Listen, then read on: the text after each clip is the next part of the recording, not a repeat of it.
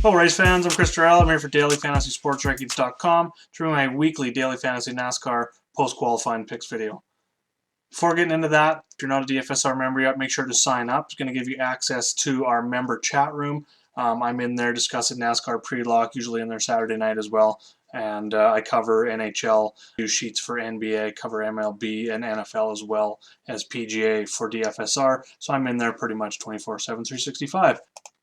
When you go to the sign up page, you're going to get a 7-day free trial right now, and then you have two options after that free trial is out, either $14.95 a month, which is going to give you our projections, and then to get our optimizer for the NBA, NFL, MLB, and NHL, it's going to be $29.95 a month.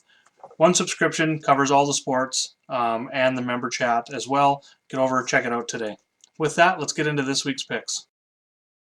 This week, the Monster Energy NASCAR Cup Series heads to Pocono Raceway for the Pocono 400 on Sunday afternoon. It's called the Tricky Triangle for a reason. It's only got 3 corners on this track. It's a 2.5-mile tri-oval.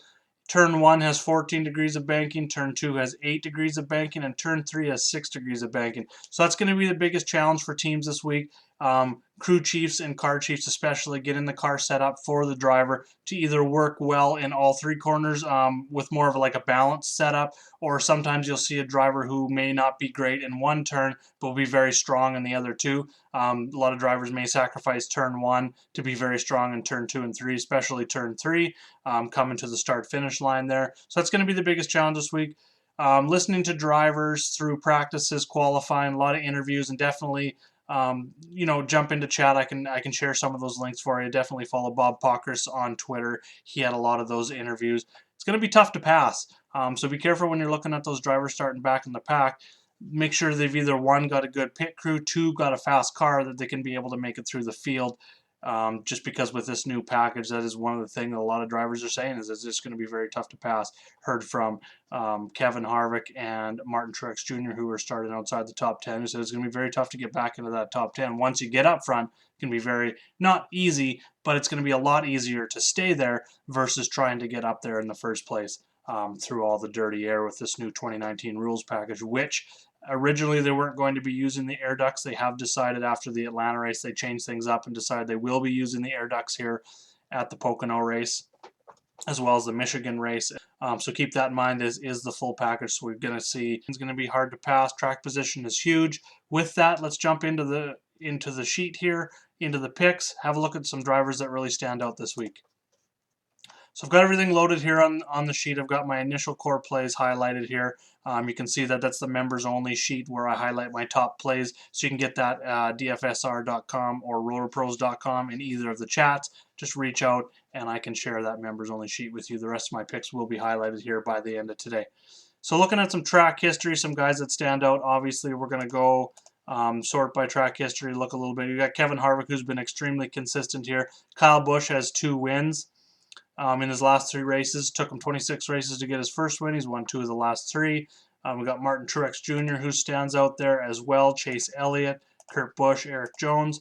Looking at the career track history, which I'm not weighing this week just because this 2019 rules package, I'm really looking more at the practice and qualifying information a little bit more this week just because of this. This is the first race on this track with the new rules package. But there's the career track history. Look at some drivers coming in hot here right now. It's been a very interesting run for Martin Truex Jr. He's won 3 races in the last 6, but he's alternated those with finishes outside the top 15. So it's been either really good, I would call outside the top 15 for that 19 team, really bad. So definitely that. Joey Logano doesn't have a win in the last 6 races, but he's been extremely consistent. He's got 4 top 5s and 5 top 10s and a series best 5.5 average finish as well. So keep that in mind. Chase Elliott's been extremely consistent here lately as well. The only other driver besides Logano with 4 top 5s in his last 6 races here. He's got a 6.7 average finish. That win came at Talladega.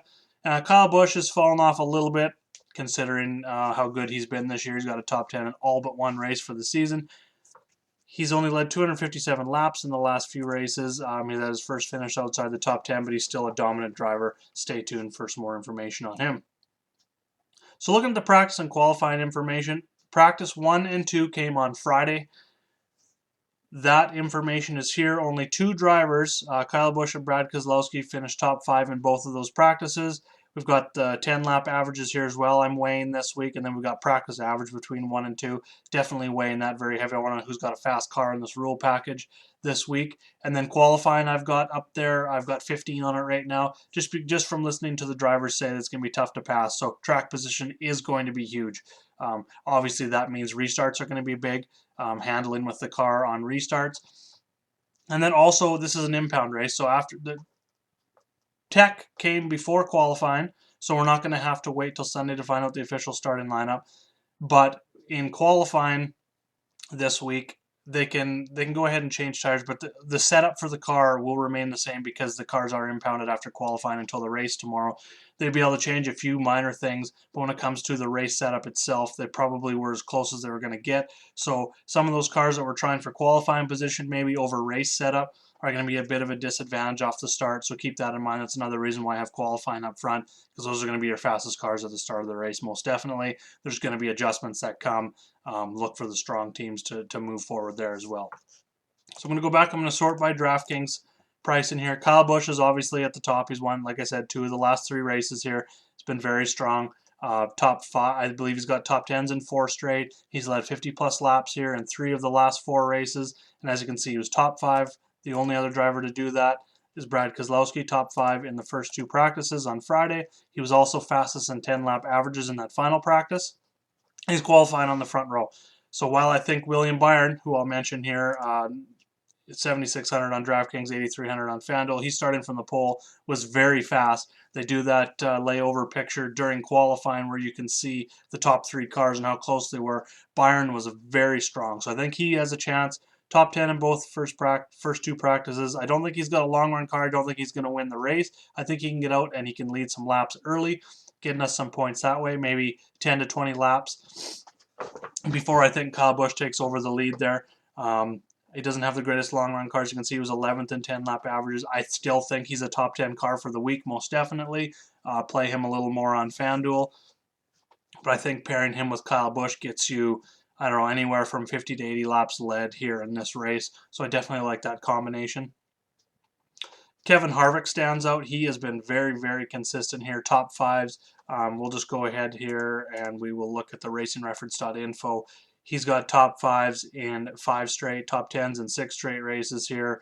He's got 2 back-to-back in 2014 and 15 here, runner-up finishes. He does looking for his first win here and his first win of the season.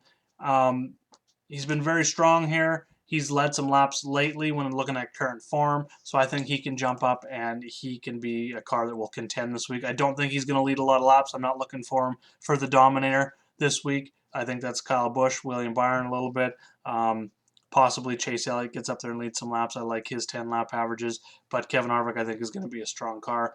Brad Keselowski stands out to me next. He's number 2 in my model. He's top 5 in both practices, right behind Kyle Busch in 10-lap average in that final practice. Qualifying in the top 5, so he's going to be up there. This has not been his greatest track overall. He was in a crash here last July, but before that he had top 5s in 5-6 straight races. So he had a win back, I believe it was in 2011. But so he has had some success here. So I definitely like him. I like the speed in that car this week. And then staying in that Penske camp, I definitely like Ryan Blaney at 8,900. 10-5 on FanDuel.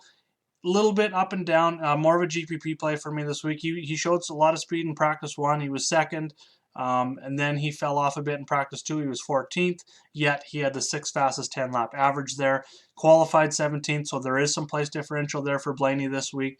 I don't see him as a top 5 car with this kind of the speeds and getting through the race, but I think he's like a 5th to 8th place car for sure, and at that price, starting 17th, I'm definitely going to be looking at him. Kurt Busch stands out as well. Blaney, like I said, he's supposed to be blue here, more of a GPP play. Kurt Busch I like starting 21st. He won this race. We go back and look at the last 6 races here. Go back to 2016. He won this race, started 9th, led 32 laps in there. Had a good scoring day there as well. So definitely looking at him with some track history in that sub 9K range on DraftKings. Starting 21st gives us some place differential as well. He was the fastest car in second practice. Those 10-lap averages don't look great, so I'm not expecting a ton of upside there for Kurt Busch this week, but I do think he's going to be around 8th to 12th, right around that top 10 position once things get going into the race. Probably by the end of stage 1, he's going to be up there, so definitely looking at him. Hendrick Motorsports stands out to me this week. I already talked about Chase Elliott. I already talked about William Byron. I'm definitely looking at those two drivers. They've all got some good track history here. We'll go look at it quick. You look at Chase Elliott. He's finished top 10 in 4 straight in 5 of his 6 career races here. William Byron has only raced here twice. Started out with an 18th place finish last year. Came back in July and finished 6th, so very strong there. And then Alex Bowman had a terrible run to start his career outside the top 25 finishes in 5 straight. Came back, bounced back in July last year, finished 3rd. So definitely like Team Hendrick this week. They're all coming in pretty hot. Elliott's got top 5s in 4 straight. Alex Bowman's got top 10s in 4 straight, including 3 straight. He had 3 straight runner-up finishes there as well. And Byron's been strong lately, fairly strong in the most recent races as well. He's shown some speed. So definitely looking at them at different price ranges. Elliott is 5th in pricing here of the top drivers. We got Bowman stuck there in the middle, probably a little bit more. Starting 15th, I will consider him in all formats, but he's more of the GPP play out of these drivers just because of the price. Byron going down, starting 1st. I don't think that's going to hurt him too much on FanDuel. Like I said, I think he finishes somewhere in the 5th to 10th range, and I think that's okay at 7,600, 8,300 on FanDuel. So those are my core drivers this week. If you want to know about any other drivers, definitely hit me up in the RotoPros chat room, the DFSR chat room. Leave your comment below in this video. Hit me up on Twitter at Jaeger_bombs9. Definitely help you out. We got the race tomorrow, so we've got all afternoon today, this evening, and tomorrow morning to make lineups. So definitely reach out. I can help you with some one-on-one if you want to know about other drivers, tracks, strategies for building lineups, DraftKings, FanDuel, whatever you want. One and done. I play a lot of one and done leagues as well, so definitely help you out there. With that, thanks for watching the video. Make sure to hit like and subscribe. A lot more videos coming down the line. With that, let's go make some lineups and get some green screens this week. Good luck, everyone.